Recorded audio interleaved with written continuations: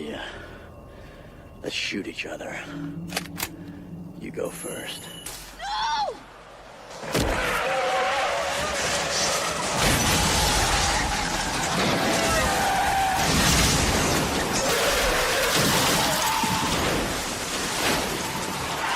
There will be a substantial reward for the one who finds the Millennium Falcon. You are free to use any methods necessary, but I want them alive. All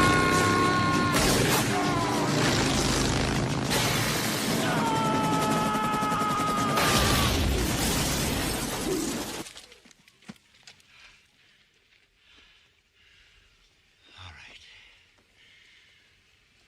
Who wants some? What are you? I'm Batman.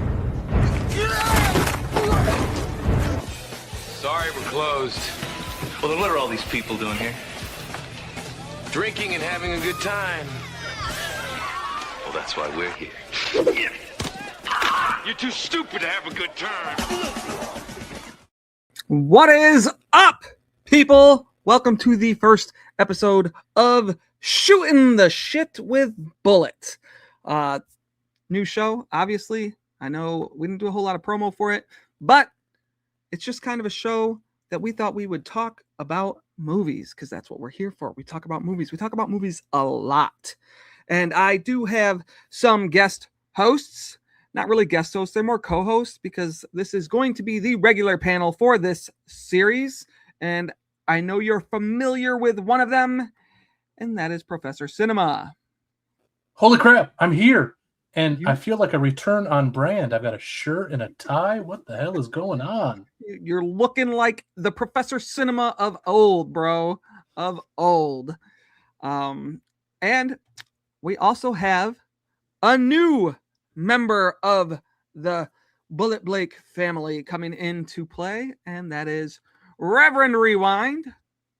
Hello. How's it going? It goes very well. It goes. Now, for those of you who don't know, these are my brothers. We are all brothers. We are all related. We grew up watching movies a lot. Some of us more so than others, but we all have very, I don't want to say distinctly different tastes in movies, but we do like our own flavor of film, so to speak. And we thought we'd talk about the movies that made us. Now, I know you're thinking, what are the movies that made them? Well, the movies that made us are the movies that really pushed us into loving film, or just other aspects of our life. Maybe they inspired some other aspect of our life. And we're going to discuss some of those today. So, anyone want to talk about a movie that made you? I'll go first. Why not? So I was gonna say, where's the enthusiasm, people? It's 5:00 on a Sunday. Let's rock this shit. Oh no, and I don't have beer. It's okay.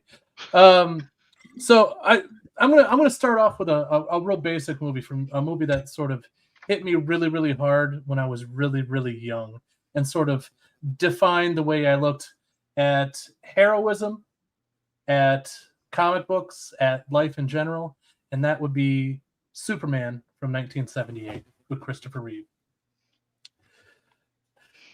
I love that movie.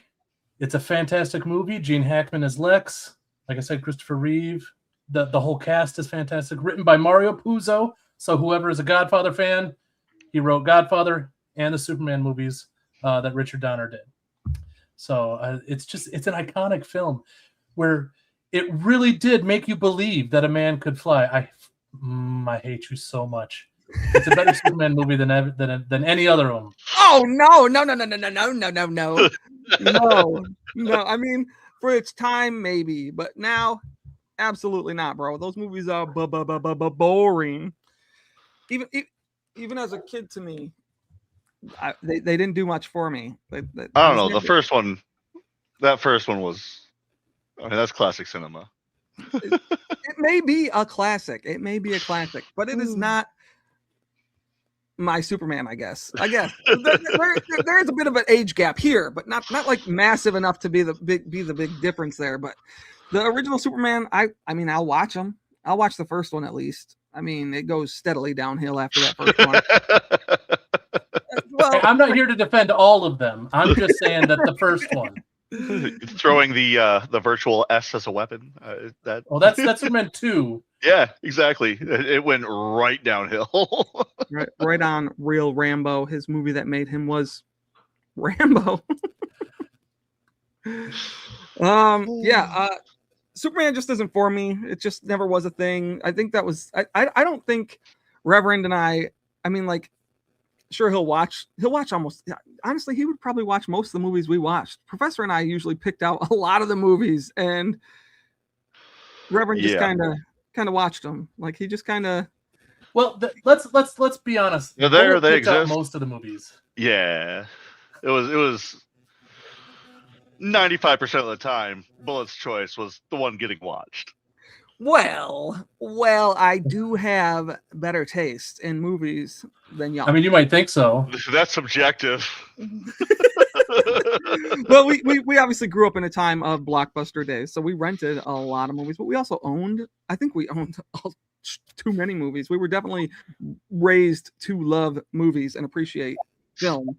And VHS movies regularly. Like, we got movies for Christmas, we got movies for Easter, we get a movie for like our birthday or something. So we when you have to measure the number of movies you have by weight versus how many.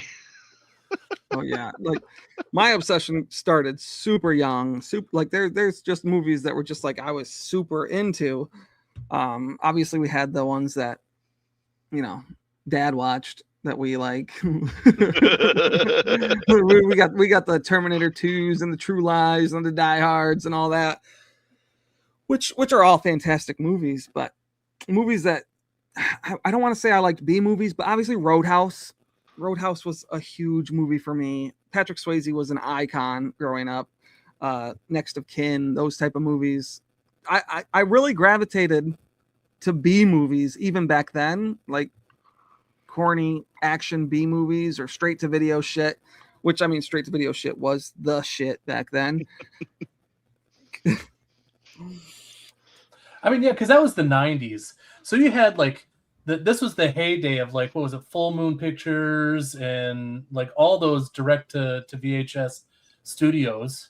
Yeah. Some of them are still around, but most of them are gone now. But you could go into Blockbuster and there'd just be walls and walls of movies that were never in theater, but it had such like a cool cover, or it had an actor that you knew, and you're like, you know what, I'm going to watch this time. This is what I got. And then there was Blockbuster, I think also at one point you could get like 5 movies for like $5 for 5 days or something like that. Oh yeah. And we would all go in there and we'd each get to pick a movie, and then our parents would get to pick a movie, and we'd watch movies all weekend and then return them on Monday. Yeah, it was like honestly, for a good portion of our childhood, we would go to the theater every freaking weekend. For a long time, we did that every weekend as a family, or whether we picked our own movies and our mom and dad went somewhere else. Movies were life for me back then. I could watch movies all day. I could still watch movies all day if I didn't have to, like, you know, deal with responsibilities of living and shit. But I think that's the days of Studio 28. Studio 28 were incredible. Just that sense of you're here, you've got all this floor space. Their arcade was decent.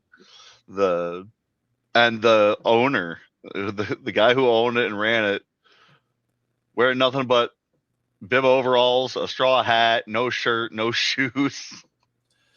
Well, he came in wearing sandals because he couldn't come in like completely barefoot. They were but like he was so flops cool. or sandals, yeah. Yeah. When I was working there, because I actually had the pleasure of working there, one day I'm making popcorn and doing drinks and doing concessions, and old man, straw hat, bib overalls, walks behind the counter. I'm going, who the fuck are you? Why are you here? I'd never seen him before. Nobody warned me. He was like, oh, I'm the owner.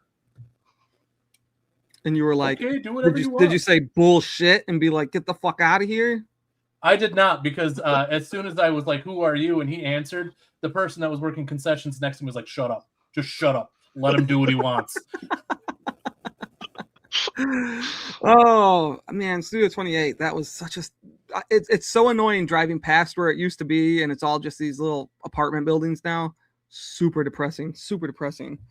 Yeah, but the other theater that we spent a lot of time at, which was Celebration Cinema, that's still there, but it's getting redone right now. It's like it's completely redone. They're doing the front end right now, but we just went and saw Scream 7 there last week or whatever, and it's all like super deluxe seats with tables and trays and like heated seats. It's refreshing going there after the theater that's been there for since what, 99 is when they first opened. Was it 99? I think that's when Rivertown Mall opened, was 99. I think the first movie that I brought you to see there was Charlie's Angels. Ah, man, Charlie's Angels. I did have a thing for Cameron Diaz. Lucy Liu, all the way. Yeah, and that leaves Reverend with Drew Barrymore. See, we got it. We got the trio right there. You lost what? You good? We lost his audio. No, you're muted. You're muted. Did he freeze? I think he froze. I think he froze. He froze. Yeah. No, we still can't hear you. Your mic's still not working.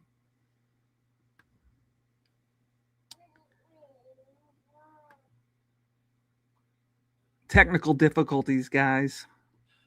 I need to get like a little video up like MC does where we have like, trailers play while we figure this out.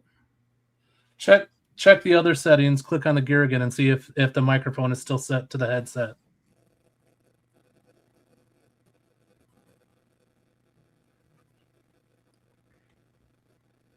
Try and exit and come back in. Yeah.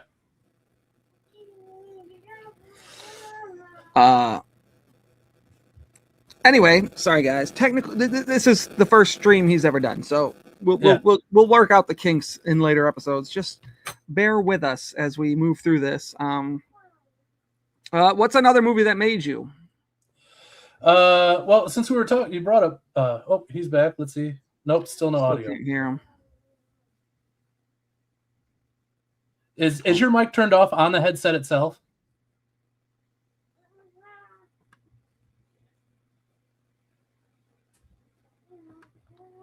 Try turning the mic on the camera on. Nothing still. Nothing.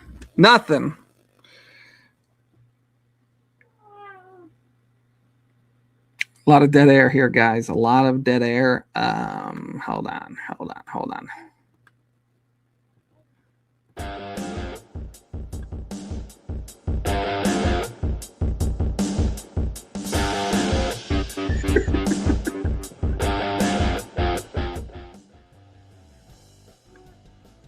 Still can't hear you.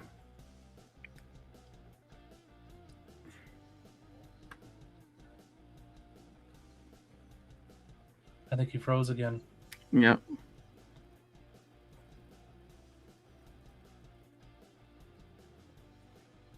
Nope, there he is.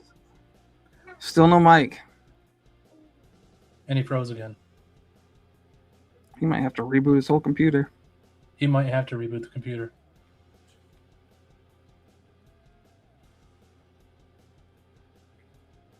And he's out. All right. Okay. I saw Charlie's Angels in the Sidney Jenkins. Welcome to the party, man. This is good. Cameron Diaz is absolutely the best Angel, man. Oh. I mean, she was good. I'm not going to say she wasn't fun. I'm just going to say I have a type. Yeah. I won't argue with you there, man. I won't argue with your type. I mean, Lucy Liu is gorgeous, but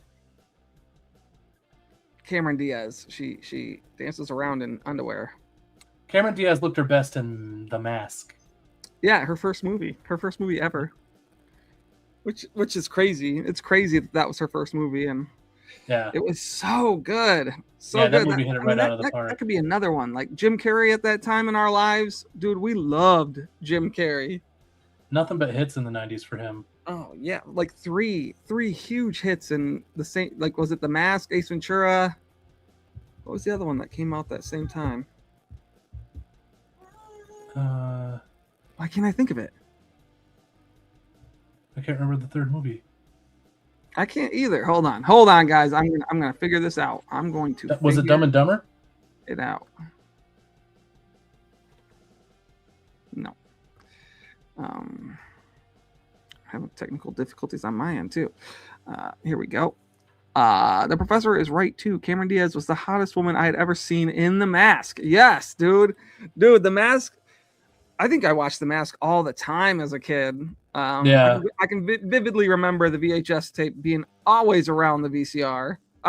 In Ace Ventura didn't have that effect on me. I enjoyed Ace Ventura. That was more of the Reverend's film than mine. But Cameron Diaz wasn't the only hottie in that one, because the chick who played the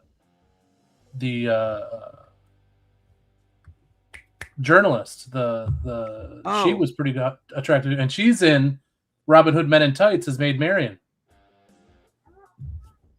Oh yeah, Men in Tights, man. That's crazy too. I haven't watched that in literally forever. But if we're gonna keep going with the movies that made us, I would also say that since we're talking about B movies, Army of Darkness, yes, is a movie that formed most of my sense of humor. I think I can still remember the very first time I watched it, because I didn't watch that one as like a little kid, obviously. But you came back from military for, I don't know, some sort of leave or something at the time, and you brought a DVD player. No, that I carried in my sea bag on the plane. Ooh, he's back. I don't think it's working still. Still nothing? Oh, there we got something. Here we go. We got it. Okay. Yeah. But what I wanted to talk about was Star Theater before it was in AMC Theater. Oh. That sticky popcorn floor. That was a different atmosphere too. Yeah, it really was. It was a little rinky-dink theater. Yeah. Do you guys remember the Alpine Twin? Like dollar movies at the Alpine Twin? Oh yeah. Did we see? What did we see there? Gone in 60 Seconds or something? I saw Independence Day there. Oh, hell yeah. Because they got it the same day that all the other theaters got it. So it opened July 4th the same year at that theater. So that's where I saw Independence Day. I saw the second Independence Day, the new one, Resurgence or whatever, at the stupid theater in freaking Fremont or whatever. We saw it together. It felt like we were in a fucking closet. Like, and we didn't like the movie either. We hated the movie. It was so small in there, and the seats were so uncomfortable. It was like we might as well have just been in folding chairs on a fucking projector in the freaking back room. What terrible. Movie? That was the second Independence Day. Independence Day Resurgence. We went there in Fremont. I think we. Oh, okay. Yeah. The Fremont Theater is just not pleasant. It's the Fremont Theater reminded me of the theater that my base, where my nuke school was in Goose Creek, South Carolina. It was like a little one-room rinky-dink, semi-projected theater with basically folding chairs. Yeah. Back to the Army of Darkness story. Honestly, Professor came home from leave one day, and he brought his DVD player, which was like a fucking huge ass fucking DVD player at the time. And he brought like 2 duffel bags of DVDs. And he had the Evil Dead movies in there, which we weren't familiar with yet. I mean, I think we might have seen parts of Evil Dead 2, but Professor or Reverend and I, we didn't really dive into those as much at that point, at least. I mean, like we were still pretty young at that time. But that movie right there solidified like horror. It was so good. The first Evil Dead, the second Evil Dead, all 3 of them, watching them in that sequence too, like, and obviously it was you introducing us to like a new icon of our childhood, which was Bruce Campbell. Bruce Campbell, yeah. The most ultimate underrated B movie actor of all time. Oh yeah. him and Eric Balfour, they've been so screwed. Yeah, actually, Eric Balfour was in. I'm surprised he didn't get bigger than he Yes, he does. He just announced yeah. that. Yeah. Thanks for dropping a bomb on the stream and making it depressing. that one really affects Professor. He's gonna struggle with that one for a while until we hear about a remission, right? I better hear about a remission, or I'm going after somebody. I don't know who yet, but somebody. Well, he said it's like treatable but not curable or whatever, right? Yeah. Something like that. Yeah. So remission is all we can hope for from the way he said it. Yeah. Freddy vs. Jason, small $2 theater. Yeah, I mean Freddy vs. Jason, I thought was a phenomenal movie. I thought it was super fun. We just revisited it. It was definitely fun. Yeah, like we just revisited that one and Jason X actually because Arrow released them or whatever. Yeah, I think I watched that one again last year. Jason X is so good. It's that's for another episode, probably the next episode to be honest. But great now, comedic content. Professor, back to no. Actually, let's go to the Reverend. Reverend, what's one movie that you think that you could say is the movie here? We'll bring this up. What is both of your all-time favorite movie? One movie, guys. Real Rambo wants to know. In terms of a single penultimate favorite, I'm going to say it's not the best movie, but in terms of my personal peak all-time favorite is probably, it's got to be Pitch Black. Yeah, I would guess that one for you for sure. Because you watched that movie a ridiculous amount of times and your obsession with Radha. I do like her as an actress. Like, she's completely outside of my normal palette, but she's my favorite actress. Also, the different moments that happen in the film where you don't notice until you go back and rewatch it the second time, like him hiding, Vin Diesel's character hiding in the bones, the different small stuff, and John's character. Yeah, fantastic. Was that Cole Hauser? Yeah, that was Cole Hauser. He's always good whatever he does. Literally, he's got that new show coming out. Like I think it comes out later this year, actually, doesn't it? The Beth and Rip spinoff or whatever. I think so.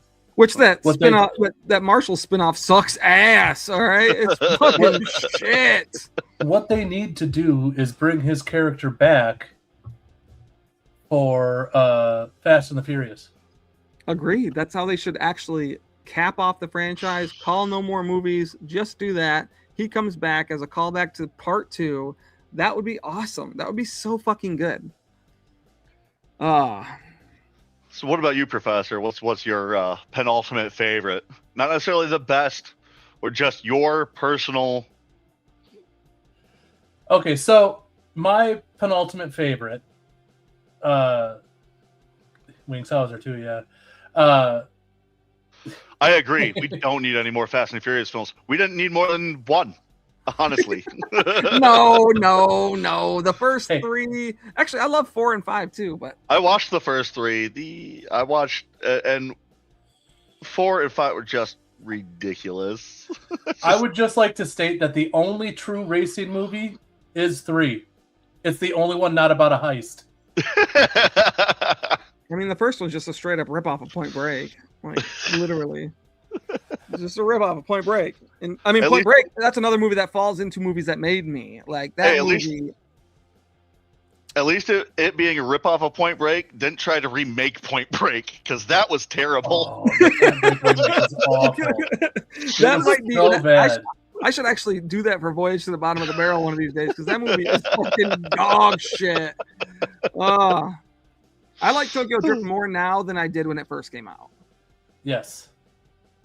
But so my all-time favorite movie is also one of the best movies ever made, is also one of the movies that made me. So if you really want to know, Empire Strikes Back is my number 1 favorite movie of all time. It is also a movie that made me, because I saw it when I was really young. It fostered a craving for science fiction and fantasy for the rest of my life. Star Wars original Star Wars is life-changing for everybody usually when they see it, as long as they see it before they see some of the new stuff. And it was the best written. The dialogue was the greatest. We got so many good Darth Vader moments in that film. Yeah. It just Empire Strikes Back is a flawless movie. It's 10 out of 10. Fair point, Sydney. Fair point. I'll allow it. I will 100% allow that one. I'll go back to Point Break. The remake was not even, it really doesn't count as a remake, because the whole fish out of water thing was what made it so interesting. He didn't have any vested interest in surfing or adrenaline craving, and it turns him into that was completely cut from the remake. I don't understand, calling it Point Break when it has nothing to do with surfing is asinine. It's fucking stupid. Like, it doesn't make any fucking sense whatsoever. And it lacks all like gravitas to the main character, because he's just not Keanu. Like, you want to watch Keanu do a movie. Like, Keanu's not the best actor, but you always want to watch Keanu. You always want to see what he's doing. He's got to be in all of our top 10s, I feel like. More than likely, because there's so many of his movies that I just have 20. to If I really dove in, it'd got to be top 20. I can see that. He's done some fantastic stuff, and especially outside the norm. Like Man of Tai Chi was. Oh, he played such a great villain in that movie. And what's really upsetting is a lot of people haven't heard of Man of Tai Chi.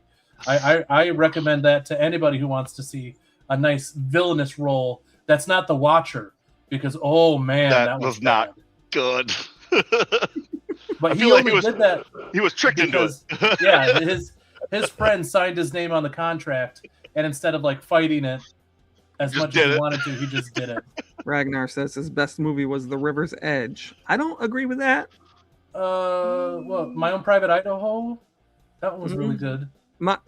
Personally, for me, I don't really like the deeper movies from him. I like movies like John Wick, and then The Matrix, and Speed, and Point Break. Point Break is probably my favorite movie from Keanu Reeves, to be honest. Yeah. Point Break, Speed, very good. Yeah, I mean the '90s era Keanu Reeves just fucking ripped. All right, that was just fucking awesome shit. I love Phantom. What's my favorite movie? I've talked about my favorite movie many times, and it is Beyond the Law. The Charlie Sheen one, not the Steven Seagal one. It's definitely Beyond the Law. That movie, I've probably seen that movie more times than any other film on the planet. So, it's probably over 50 times I've watched that movie, if not pushing close to 100. I watch that movie every year, multiple times every year. I love it. As far as, I'd also put Django, like, basically tied with it. Not Django Unchained, although I love Django Unchained. The 1966 Django is my, I'd say they're tied for first place. I love them equally, but I've just watched Beyond the Law a significantly bigger amount of times. We'll say that. Now, Hellride is a better biker movie.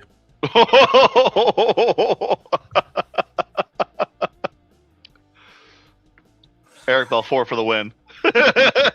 Both movies have my favorite actor in it. Both movies have my favorite actor in it. So Michael Madsen is in both Beyond the Law and Hellride, and that's fucking fantastic. I love Michael Madsen.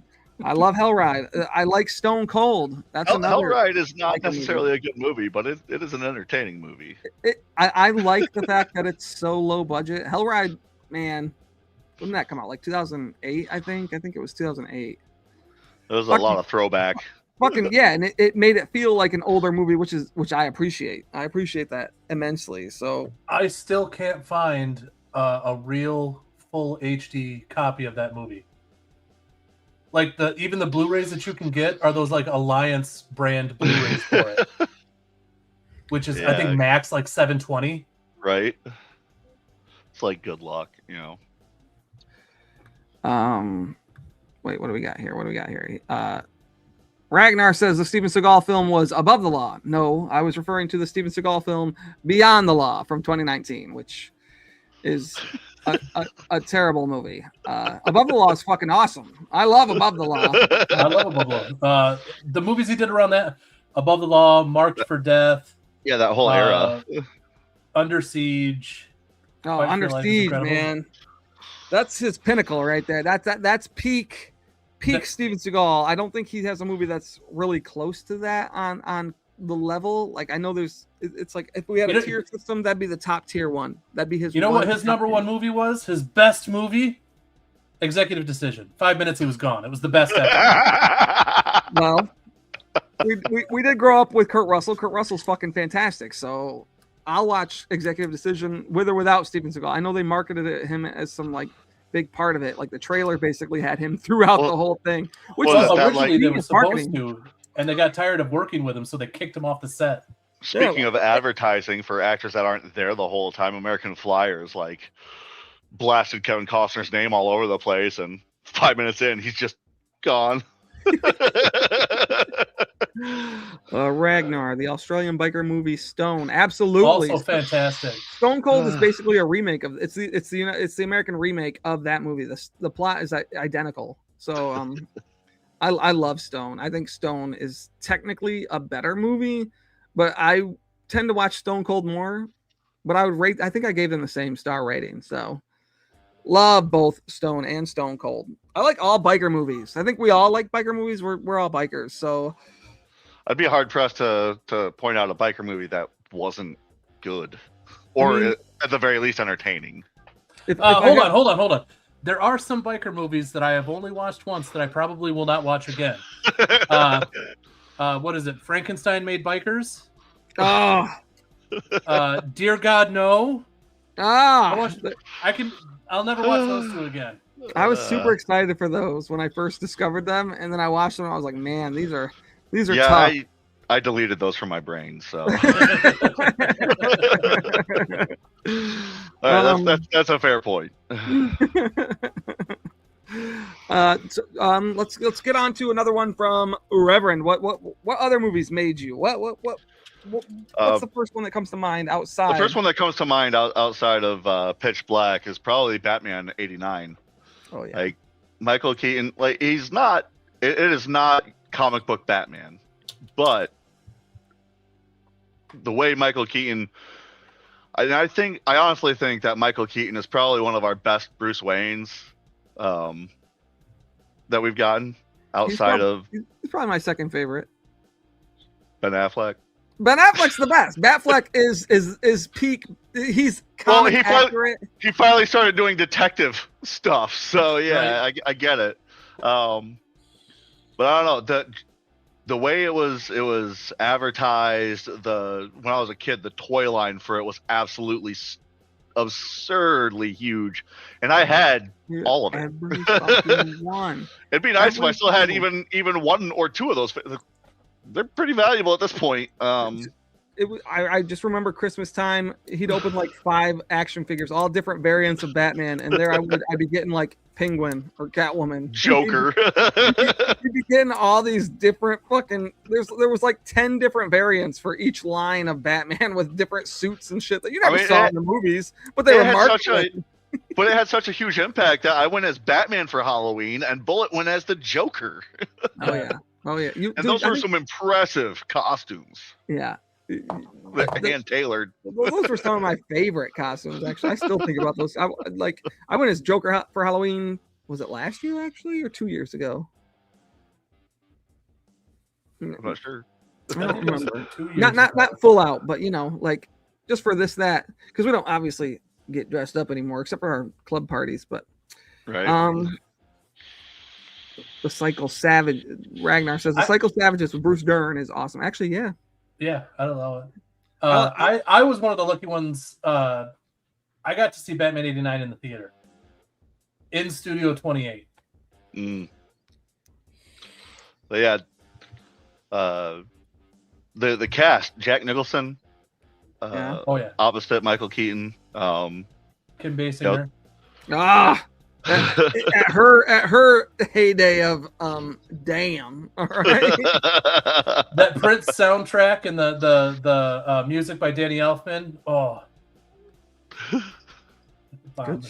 good shit. Oh man, I'm just thinking about all the Batman fucking toys. Like literally so many Batman toys. We also had a shitload. I think you had a ton of fucking Robin Hood toys too. I did. I had the treehouse. the tree hideout, which was just a repackaged Wookiee. Ewok. It was the repackaged Ewoks. It was like, and the figures, the 12-inch, or the what were they? 5-inch or 6-inch figures had real leather armor. Yeah, that. I think it was Kenner. Kenner lost money on those. Lost a lot of money on those action figures. Takes me back to like the Hook action figures I used to have too. Like Hook, I watched Hook so many times, and it's crazy to think that movie's like 2.5 hours long or some shit. Like it's a ridiculous runtime. For like we need the kids to be quiet for a while. Pop that in the VCR.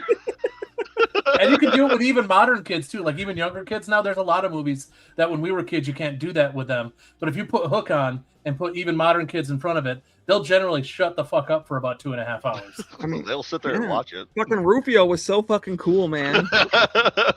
Rufio. Like and you know, death that actually matters. You know, real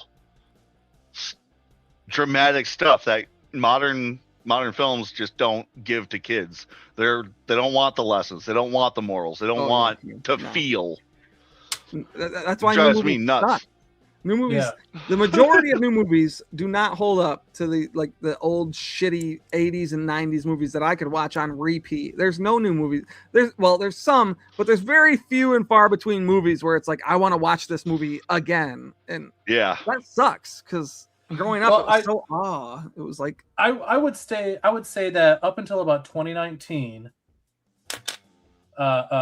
movies would still pull me in. Oh yeah, Michelle Pfeiffer and Wolf is fantastic. Great Catwoman too. That was my favorite Catwoman. Yeah, 2019, before COVID, that was the heyday of when we were all using MoviePass. Oh yeah, we were broke going to the system. Yeah, we were going to the theater almost every day. And Bulleit and I had a system for popcorn and soda, and we would watch movies all the time. Oh, what the heck just happened? It was a goof. I hit something on accident. But after that, like especially like during and after COVID, just like movies haven't gotten into a thing where they feel like they can be good again. And then you also had the fact that Marvel and DC just took over movie landscape for like the past 12 to 15 years. And there's very few like smaller dramatic movies that pull people who are you know more interested in things that aren't big budget blockbusters. Yeah. The cost of going to see a film in theaters is not, to me now, it's far better to just wait. Unless it's something very special, like a re-release of an older film, like when The Dark Crystal came back to theaters, and when they re-showed The Black Cauldron, like those were worth it to pay the new price to go see it in theaters, because why not? You know, they're fantastic classics from our youth. I wish movie theaters weren't so expensive. I think people would go to them more often now. You could go to see a movie, it's like $13 to $20, just depending on what time of day you go. And it's hit or miss whether or not the theater near you has a program where you can pay for, which allows you to have so many movies a week for one price. Because I think Celebration has $24 to watch three movies a week.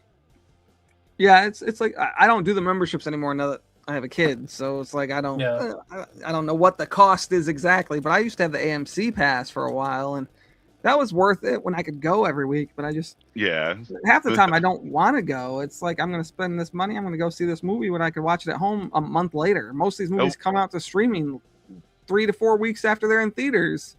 And we live so far outside the norm for an area. The nearest theater to us is Fremont, and that is still awful. We don't go to Fremont. The last time we went to a movie show older movies that came out like a year or two ago, and it's all right. Question for us: how do we feel about Marvel movies from film? I wish shared superhero universe movies would just stop. Yeah, I'm 100% on that train. I think some comic book movies back in the I would say are contributing to my love for movies, but like Batman, obviously, and like the Blade movies. We loved the Blade movies growing up. Oh yeah. But it's like the Dick Tracy movie from way back. Dick Tracy fucking from the 90s. rock, Phantom.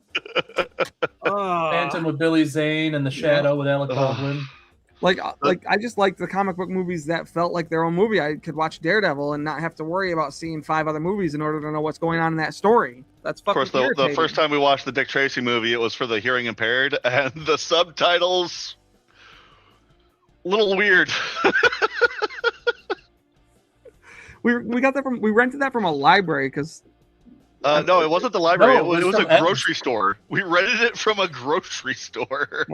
It was. We got that from the same place that we got Quills, and we were not ready for Quills. I don't know if anyone's ready for Quills. It's fair. Hollywood's one-sided. Yes, they are. Yes. We just watched a movie called Anniversary. Like, we're getting off topic here, but we just watched a movie called Anniversary, and it's very ambiguous as to what side they're leaning towards. But it's making a very clear message, and it's like, all right, but they made it in a way where either side could say that this is making fun of the other one, which is crazy, and they did it pretty well. It's not a great movie, but it was interesting. Right, and a lot of the remakes, they're creatively bankrupt now, so I mean, well, if you're spending under $100 and you felt properly entertained and not disappointed, then you've won. Yeah, because if you spend $100 and you wanted to walk out, then you've definitely lost. I do spend that, but also that's different because you own that movie at that point. When you go to pay to see a movie in the theater, you don't own it. Then you got to buy it again. So realistically, if you pay $20 to go see the movie and then you got to buy it, even if it's not from a boutique, it's costing you $20. So you just spent $40 to watch that movie. And the thing is too, like the theater experience used to be a big deal. You'd got all that big sound equipment and a nice big screen, and you could get the popcorn and the candy and the soda. But now everybody's got big screen TVs. Most people have at least a sound bar, or a lot of people have a big surround sound system that is good enough to mimic a full system that a theater has. So even it's almost not worth it, even just because of that, because you don't need the theater experience because you've got it in-house now. Yep. I mean, yeah, like honestly, I sometimes it's more comfortable to sit home on your sofa drinking beer that you paid way less for than you do at the theater. I mean, the theater cost me $10 for a beer. It's crazy. I'm not doing that. Like, I don't drink when I go out. That's for doing at home, because otherwise it would just cost me a fortune. Yeah. I mean, that's the way the theater. Like, you obviously are drinking to drink it, but I don't want to drink one beer that cost me $10 because you're not even getting a buzz for that. You're not doing anything for that, even if it's fucking huge. Even if it comes in a huge ass fucking bottle, I'm not getting a buzz for $10 beer. Oh, should we get back on topic? Back to the topic at hand. All right, guys. Now, both of you, name another movie. Both at the same time. Come on, name another movie that made Good Son. The Good Son. I was watching a show. I was watching season 2 of Fallout. Noticed Macaulay Culkin in the scene. I was like, man, I want to go rewatch that movie. But Elijah Wood, Macaulay Culkin, it was so intense. Like, you have this really normal kid, and you have this other kid who is an absolute psychopath, and identifying, figuring out which one you identified with more. I mean, as a kid. I don't think many people have trouble deciding which one they relate to more, because Macaulay Culkin's fucking psychotic. I mean, yes. The thing was, like, not knowing, being as young as we were when we first seen it, and trying to understand why people would identify with Elijah Wood had me going, I need to think about this. I mean, it came out at a time, too, where it's like, oh, we want to watch a Macaulay Culkin movie, so The parents are just like, yeah, all right, go. Hey, go Macaulay Culkin, it must be a good film. It must be a good kids movie. Also, that turned out to be a lie. It's like, yeah, it's like, all right. All right, another one. Another really good one, and I might get hate for what I'm about to say because that movie sucks. I think it's better than the original. Night of the Living Dead from 1990. Did you say the original? No, I think it's better than the original. Okay, yeah. I agree. I think we're all on the same page there. Yeah, 1000%. The Tom Savini Night of the Living Dead. That is, it might be my favorite zombie movie of all time. I think it would be pretty close to being like, maybe, yeah. It's got to be. It's my favorite zombie movie. I mean, I like it better than Dawn of the Dead. You really like the Dawn remake too. I mean, yeah, but this movie, I can vividly. This is another one that you kind of introduced us to. I think you had it recorded off. And it started the craze. Yeah. And that aspect too, just watching shit on old VHS, like recorded off of HBO or Showtime. VHS, Beta. Yeah. The first time we watched Sleepaway Camp, like that's another movie that I'd say contributed on beta cassette. But also the nostalgia factor for having watched it on that old unit. Yeah, back when and when we would invite people over, Reverend and I would invite people over and make them watch this stupid ass movie because it's just an experience. Like you watch it on that, you can hear the clicking in the fucking beta machine. It's got the fucking, the white lines and shit. Although the quality was higher. The quality was higher than the VHS. Yeah, and I own it. I obviously they just released it on Blu-ray and shit like that, and it's like it looks too good. Too clean. It's way too clean. The scene where the kid is standing in the door, like I don't want to spoil this for anyone. We're trying not to do spoilers here, but the scene where he's standing in the window or in the doorway of the tent, you can see who it is. You can see the whole face. It's completely clear. On VHS, you couldn't. It was just you can kind of see hair a little bit, and it was real dark.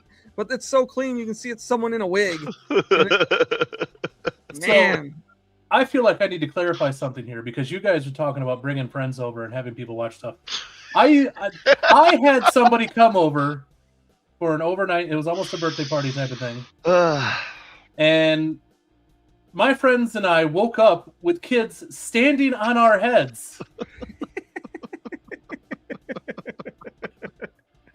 After that, I didn't really invite many people over because I didn't want to have people standing on my head when I woke up. Hey, your head was thick and strong. You could take it. It's fine. You can. Yeah, but I couldn't guarantee that for my guests. Oh shit! All right, I'm gonna go with another one. Another movie that I would say made me would be Next of Kin with Patrick Swayze. Honestly, we've already mentioned this on here already. Patrick Swayze was such a big thing I named my son Dalton after Roadhouse. So Patrick Swayze was it. But Next of Kin, I've been meaning to revisit it, actually. I almost revisited it last night. It's so fucking good and underrated and forgotten about as far as his filmography goes because everyone always remembers Ghost and Point Break and Roadhouse. They don't ever think about Next of Kin, and it drives me nuts. I'm like, and they'd like, I never saw that one. That's crazy. My old lady has never seen Star Wars. That's crazy. She was born on May 4th. It's insane. Not a single one of them. I'm like, we got to watch these this year. And it's been years now, and we've never watched one of them. It's like, what the fuck is going on? For your birthday one year, we're going to sit down and we're going to watch at least 3 of them. Next of Kin recently got a 4K release, didn't it? I believe so, or it's coming out. I'm not sure. I'm not sure where I heard that, but I'll be picking up with that when I see it. Right. So he did Next of Kin before he did Roadhouse, if I remember right? I think it was 87 or 88. I want to say, yeah. I mean, Bill Paxton's like a kid in that fucking movie. I think he's like 18. Liam Neeson, it's always weird revisiting it because Liam Neeson is he's in Brain, like it's just there where he's this old guy. He's been old for the last 30 years, and you watch that movie and he's like, I don't know, 28 or 29, and it's like, what the fuck?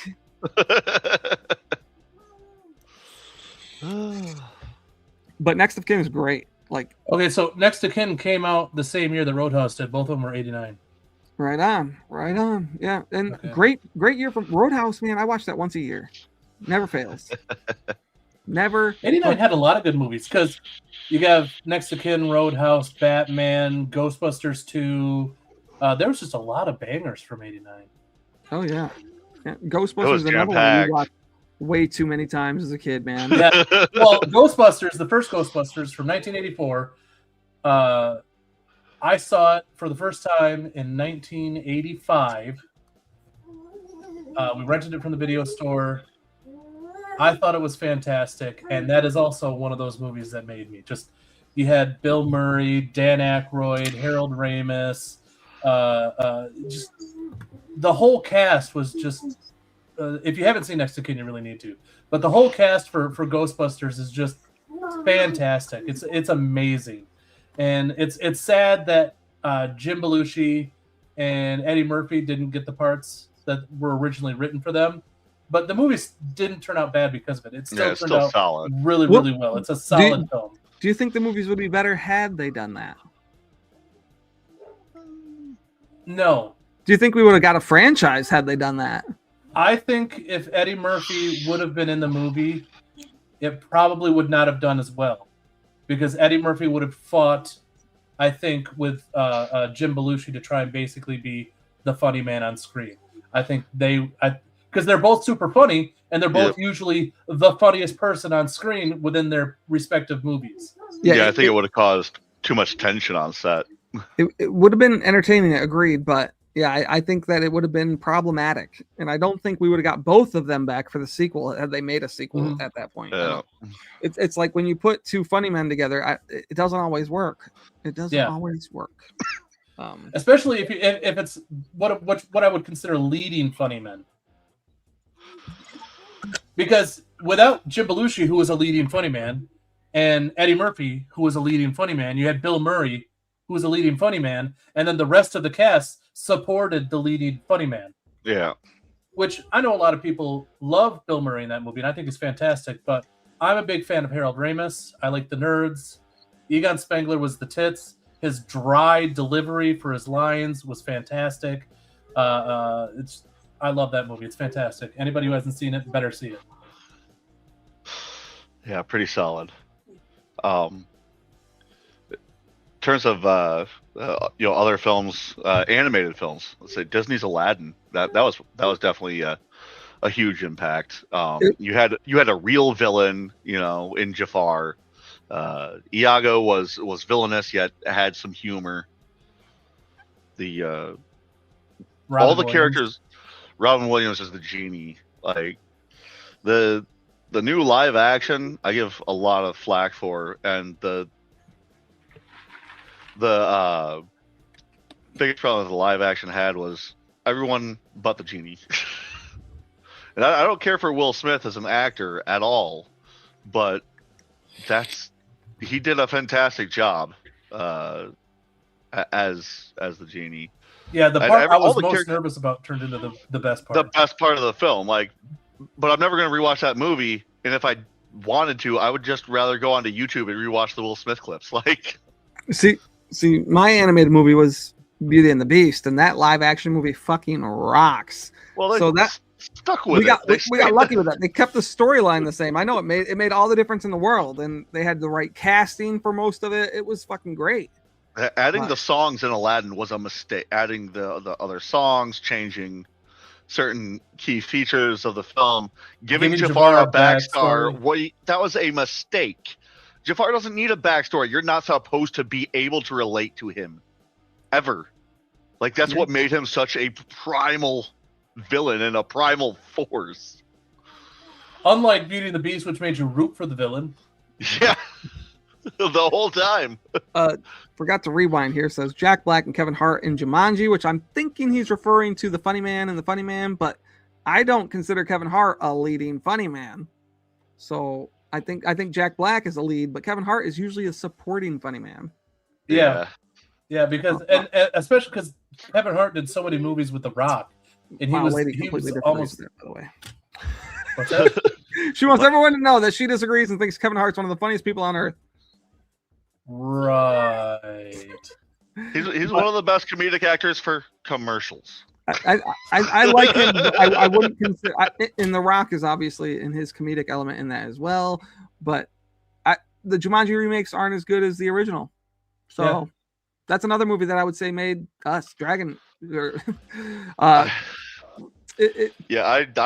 watched the absolute crap out of that. Yeah, I wore out the VHS. Yeah, the VHS was so worn out there, it would like literally need tracking control on it, like all the time. Yeah. I haven't even thought about tracking control until just then with the remote. It's like, all right, it's getting the white lines. He watched that movie so it was kind of like me with Hook. Like I would like just certain movies we watched all the time. But magnetic strips all worn out. That might unspooled. be. We might end it there. We could probably talk about this all day. Oh yeah.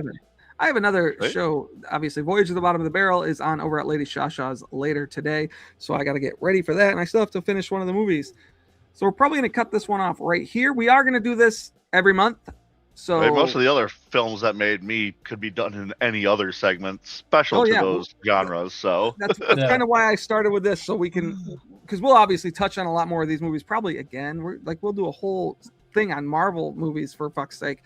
So it's just a matter of time. But like and share or subscribe to the channel so you can see all these, because this will be a monthly segment, if not bi-month, like every 2 weeks or something like that. We'll figure out a way to get more episodes of these out, and we'll talk about more movies.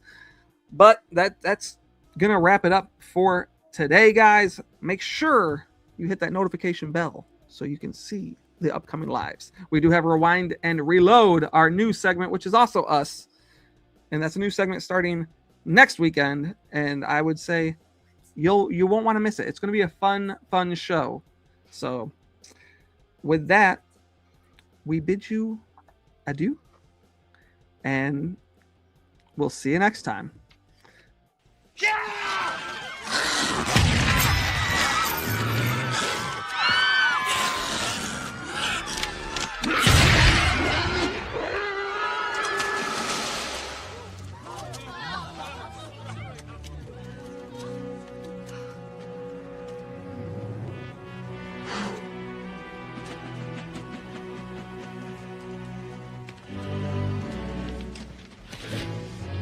Now, let's talk about how I get back home.